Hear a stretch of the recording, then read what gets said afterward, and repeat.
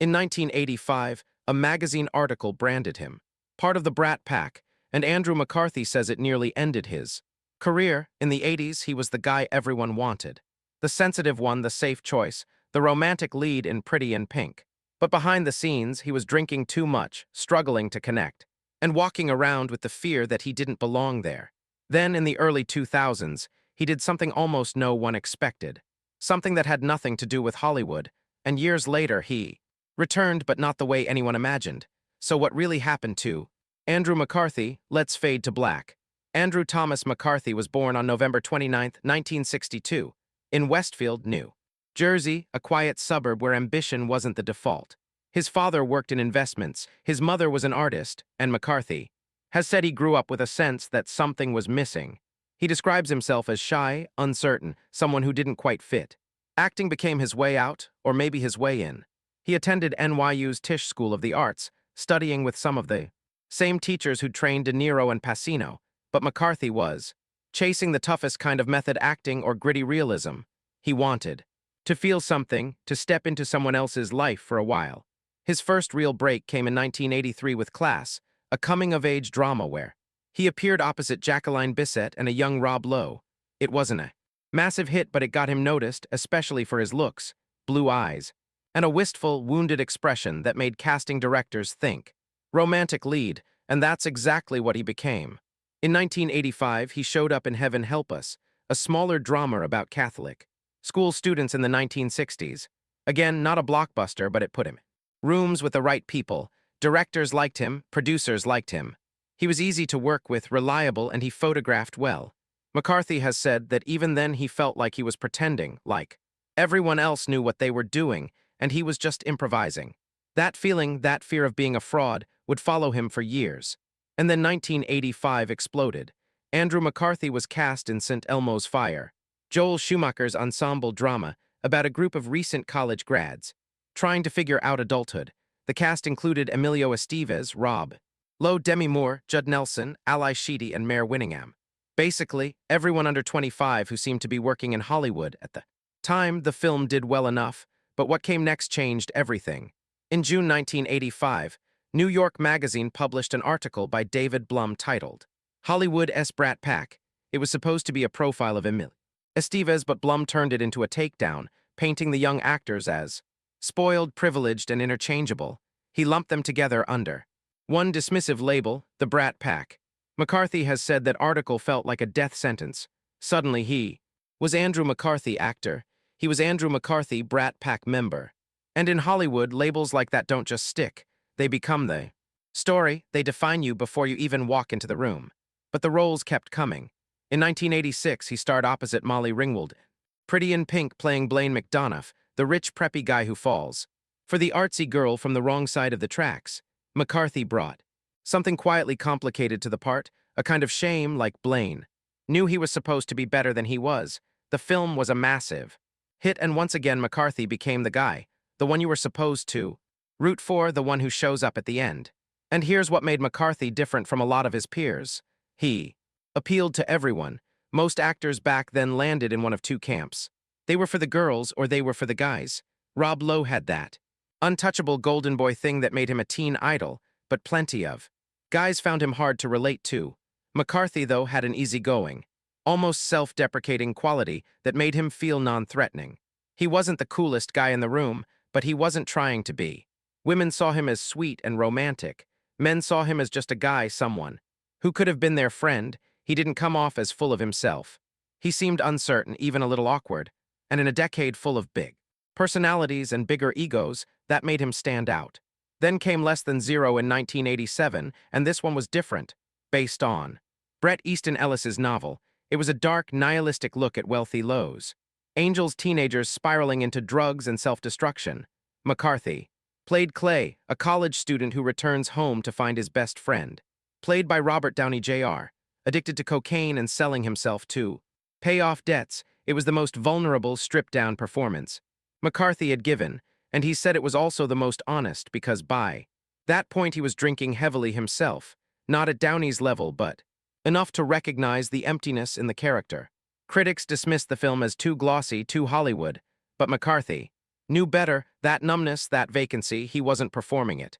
Later that same year, he starred in Mannequin, a romantic comedy about guy who falls in love with a department store mannequin that comes to life. It was ridiculous and campy, but it was also brilliant fun.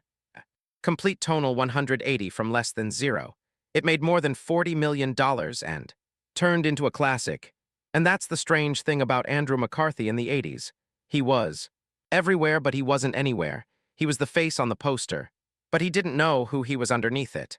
By the time the 90s rolled around, the Brat Pack label had done its damage. McCarthy has been blunt about this. Hollywood didn't know what to do with him once he stopped looking like a teenager. He wasn't a character actor. He wasn't a leading man in the traditional sense. He was the guy you cast as the romantic interest in the teen movie. And once that window closed, so did the doors. In 1988, he reunited with Molly Ringwald for Fresh Horses, a darker, grittier drama about a college student who falls for a troubled girl from rural Kentucky. On paper, it should have worked. Same pairing that made Pretty in Pink a hit, but this time audiences didn't show up. Critics didn't care. The chemistry that worked before just didn't land the same. It was a clear sign that the era was ending. He tried tougher material in Kansas, playing a drifter caught up in a bank robbery, but it came and went without much notice. He kept working, but the roles got smaller. Weekend at Bernie's in 1989 became a surprise. Hit and later spawned a sequel, but McCarthy has said he took it because he needed the money, not because he believed in it. And while the film has a following now, at the time it could feel like a step backward. In 1991, he starred in Year of the Gun, a thriller set in 1970s Italy. It barely made a dent. He had a small role in the Joy Luck Club in 1993. Critically acclaimed ensemble drama, but by then he was a supporting player, not the lead. Getting in 1994 came and went. Dream Man in 1995 went straight to video. He wasn't crashing out spectacularly, he just wasn't relevant anymore, and the drinking got worse. McCarthy has described that period as one of deep disorientation. He'd spent his 20s being told he was special, being recognized, everywhere being somebody, and then suddenly he was. Auditions dried up, calls stopped coming, and when they did, the roles felt beneath him. Or maybe he just couldn't connect to them anymore. He describes feeling invisible, not because people didn't know his face, but because he did know who he was underneath it. So he started traveling. At first it was just to get away, to escape the feeling of being stuck, but somewhere along the way it became something else. He started writing about the places he visited, not as a celebrity, but as someone trying to figure out what came next, and slowly, quietly, that became his way forward.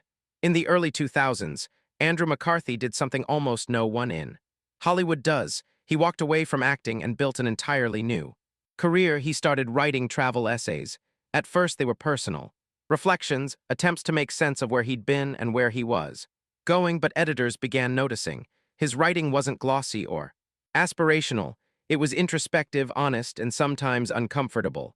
He wrote about getting lost, about being alone, about the gap between who you are and who you thought you'd be. In 2010, he was named editor-at-large for National Geographic Traveler, position he still holds. He's since published multiple books, including The Longest Way Home in 2012, a memoir about traveling the world in search of something he couldn't quite name, and Just Fly Away in 2017, a young adult novel. But here's the thing McCarthy has said repeatedly. Travel writing wasn't a pivot, it wasn't a comeback, it gave him a sense of purpose that acting never did, because in acting he was always performing, always trying to be what someone else wanted, but in writing, he could just be. Around the same time, he also started directing, not features, not personal passion projects, just TV, lots of TV, Gossip Girl, Oranges, The New Black, The Blacklist, Grace and Frankie, Dead to Me, dozens of episodes across dozens of shows, and he said he loves it because directing isn't about being seen, it's about shaping a story, it's about collaboration, it's about craft. McCarthy didn't need to be famous anymore. He said he just needed to feel useful. Andrew McCarthy's personal life has been shaped by two things, love and avoidance. He was first married to Carol Schneider in 1999. They had two children together, Sam and Willow, but the marriage didn't last, ending around 2005. McCarthy has said he wasn't emotionally available, that he didn't know how to let people in, that he was running from intimacy the same way he'd been running from everything else. In 2011, he married Dolores Rice, an Irish author and activist. They have a daughter together, and McCarthy has said this marriage feels different. Not because he became a different person overnight, but because he finally stopped pretending to be one. In his 2021 memoir, Brat, an 80s story, McCarthy opened up about his struggle with alcohol. He wasn't a dramatic tabloid drunk. He did crash cars or get arrested. He just drank every day for years because it numbed the feeling that he wasn't enough.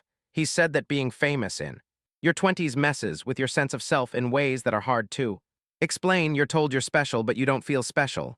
You're told you have everything, but you feel empty, and you start believing you're the problem, that everyone else has figured it out, and you're just faking it. Alcohol made that feeling disappear for a while. He eventually got sober, though he's been careful not to frame it as some dramatic redemption story. It wasn't rehab, and it wasn't a cinematic rock bottom. It was a slow realization that he didn't want to live that way anymore. He's also been open about therapy, about learning to sit with discomfort, about the fact that getting older has been a relief because he finally stopped caring what people thought, and maybe that's the real story, not that he escaped fame, but that he stopped letting it define him. For decades, Andrew McCarthy avoided talking about the Brat Pack. He didn't do nostalgia interviews. He didn't want to be defined by something that happened to him when he was 23. But in 2021, he published Brat, a memoir that forced him to confront it all. The book is raw, self-critical, and deeply reflective, and it clearly wasn't enough. Because in 2024, he went even further. He directed Brat's, a Hulu documentary that brought surviving members of the Brat Pack together to talk about what that era did to them. Demi Moore, Emilio Estevez, Al Sheedy, Rob Lowe, they all showed up, and for the first time they were honest, not nostalgic, not defensive, just honest. Andrew McCarthy doesn't trash Hollywood, but he also doesn't romanticize it. In interviews, he said the industry in the 80s was intoxicating and isolating in equal measure. You were constantly told you were special, but only if you stayed valuable, only if people still wanted you. He's talked about how transactional it all felt, how relationships were built around utility, how quickly people moved on when you stopped being useful. But he's also said he's grateful because that experience of being famous, then not famous, then something else entirely taught him that identity can't come from external validation. It has to come from somewhere deeper. He's still in the industry, but on his terms. He directs TV because he enjoys the work, not because he needs the recognition. He writes because it centers him. He travels because it reminds him the world is bigger than Hollywood, and he's at peace with the fact that most people still think of him as the guy from Pretty Pink, because that's not who he is anymore. It's just something he did. He said getting older has been a gift because it gave him permission to stop performing, to stop trying to be what other people want, to just exist. That's the happy ending. Not fame, not redemption, clarity. So what happened to Andrew McCarthy? The truth is, he didn't disappear. He just stopped being who everyone expected him to be. He was interested in pretending the 80s were the best years of his life because they weren't. Instead, he became a travel writer, a director, a novelist, a husband, a father, someone who finally figured out how to be present. He spent his 20s being told he was special. He spent his 30s wondering why he didn't feel that way. And he spent his 40s and 50s building a life that doesn't depend on anyone else's approval. The Brat Pack label nearly broke him, but in the end, it didn't define him. Thanks for watching. If you grew up watching Andrew McCarthy, or you discovered him later through his writing or directing, drop a comment and let me know your favorite role or what surprised you most about his story. And if you'd like to support the channel and keep us making these, don't forget to like and subscribe and hit that notification bell. And as ever, I really do look forward to seeing you all in the next one.